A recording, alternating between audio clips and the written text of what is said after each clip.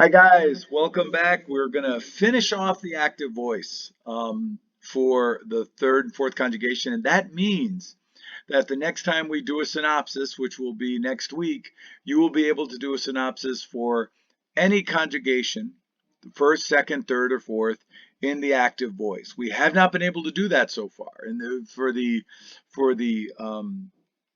synopsis so far, we've only been able to do first conjugations, and I did throw one second conjugation verb in there once, but generally speaking, we've only done first conjugation verbs for our synopsis.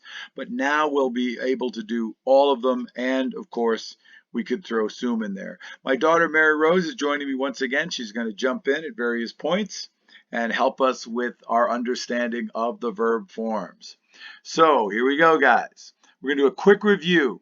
This is one about the imperfect and the future indicative active in the third and fourth conjugations, but we will review the first and second.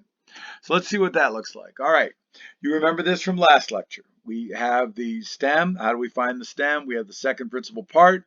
We drop the RE and we left with opta. And then we'll jump right to, you know this, you're very familiar with this.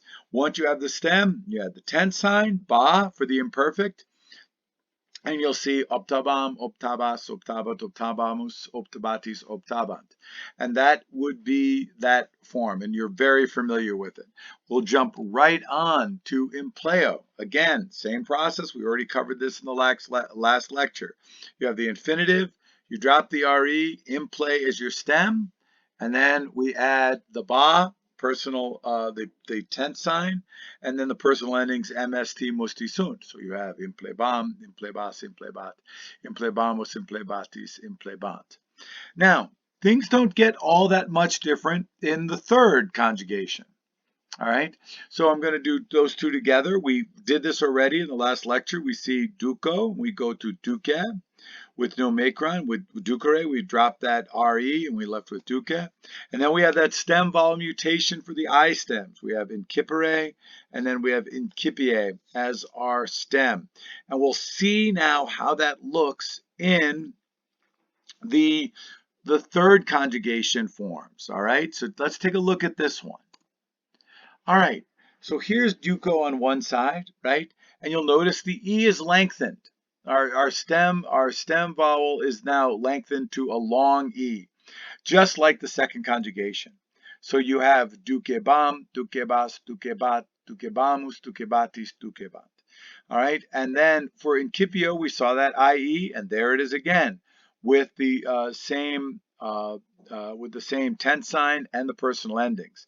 So we have incipiebam, incipiebas, incipiebat, incipiebamus, incipiebatis, incipiebant.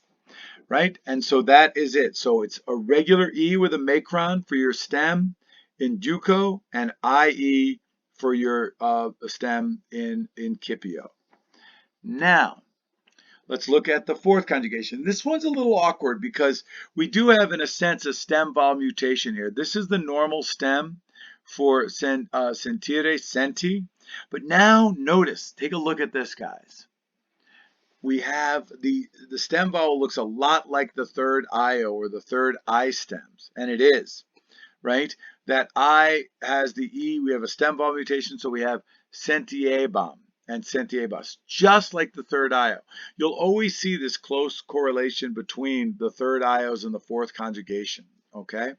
So remember that distinction. You know, you always look at that infinitive to make sure you know whether it's third or fourth.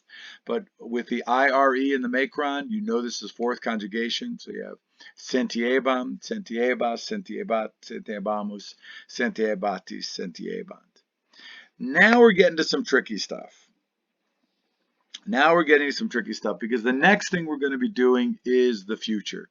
Now, a quick review again of the future for the first and second conjugations.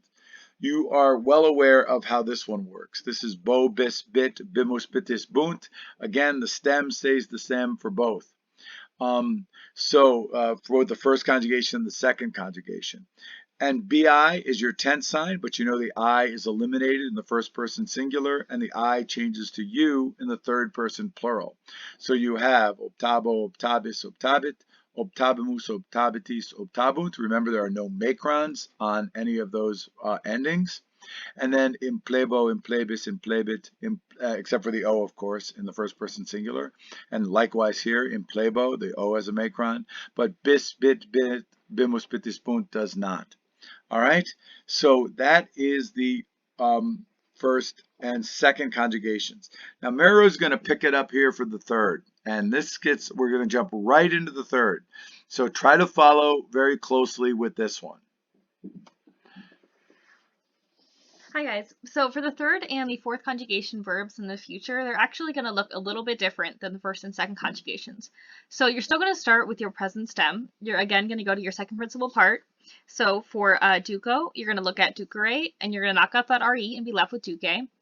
Now, for the third conjugation future verbs, what you're actually going to do is you're going to knock off that last vowel, that stem vowel, that e, so you're just left with duke. And then you're going to add these specific endings for the future indicative active. You're going to add ace, et, amus, aetis, ent. Okay, so you see the a and the e are your vowels for the future indicative active in the third conjugation. So as you can see, the first person singular is the one that looks noticeably different than the rest. It has that a in it. And then other than that, you're going to have e be your stem vowel for the future. And you're going to add your personal endings, mst, mus, tis, nt.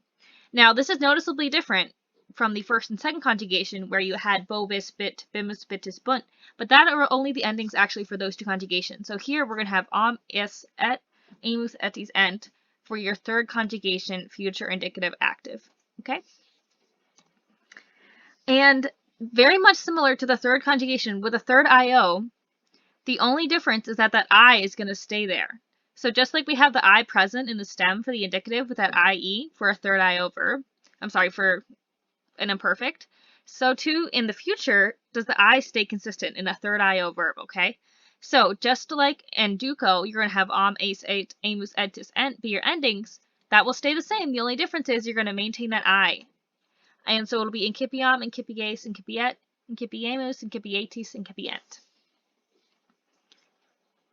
And again, there's no tense sign. There's no bo, bis, bit, bimus, bitis, bunt. There's no bi.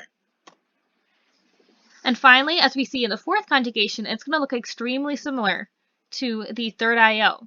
So again, you're going to start with your present stem by looking at the second principal part. So you have sentire, knock off the re, and you're going to, the I will from the present stem will stay consistent. Okay, so you're going to have the I present, and then you're going to add your endings again. Ace, et, amus, etis, ent. And these endings are consistent for both the third and the fourth conjugations. So when you think of the future, and you're thinking about the different endings, you want to group first and second conjugations with that bo, bis, bit, bimus, bitis, bunt ending. You're going to group those together, and then you're going to group your third conjugation, your third IOs, and your fourth conjugation, and think, go to the present stem, knock off that final vowel. For the third IOs and fourth, you're going to keep the I, and you're going to add ace, et, amus, aetis, ent as your endings. And those will stay consistent throughout the future tenses for the third and fourth conjugations. All right, now guys, that's the amazing thing. We have just completed the active voice completely. So you are going to be ready to go now when we do a synopsis for either the first conjugation, the second conjugation, the third conjugation, or the fourth conjugation. So, and we'll also throw in a synopsis of sum. All right, so that's what we're going to be working on next week, our synopses. So, thank you for listening. Again, you're going to need to show me evidence of your note taking. Take pictures of these notes and show me evidence of those notes. And you will get credit for the assignment. Thank you for listening, and we will see you next time.